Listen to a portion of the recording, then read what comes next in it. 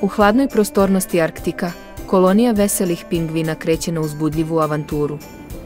Upoznajte naše hrabre protagoniste, Pipa i Poli, dva najbolja prijatelja uvek spremna za istraživanje.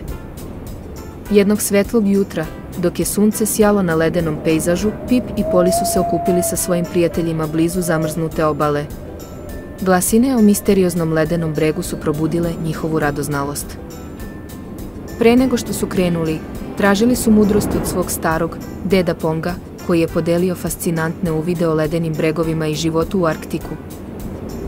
Naoružani znanjem, Pip, Poli i njihovi prijatelji krenuli su na svoju arktičku avanturu, klizajući preko ledenog terena i susrećući se sa veselim fokama, veličanstvenim kitovima i elegantnim morskim pticama duž puta.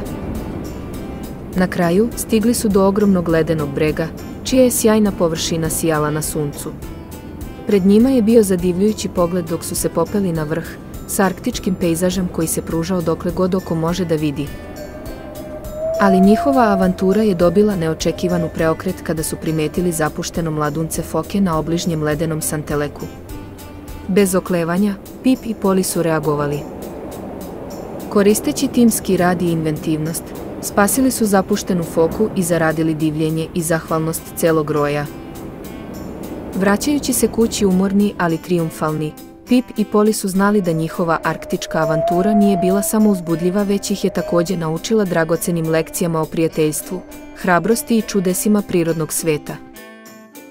I tako, sa srcima punim radosti i sećanjima koja će trajati celog života, pingvinski drugari su nastavili da klize kroz život, spremni za sve avanture koje ih čekaju u ledenom carstvu Arktika.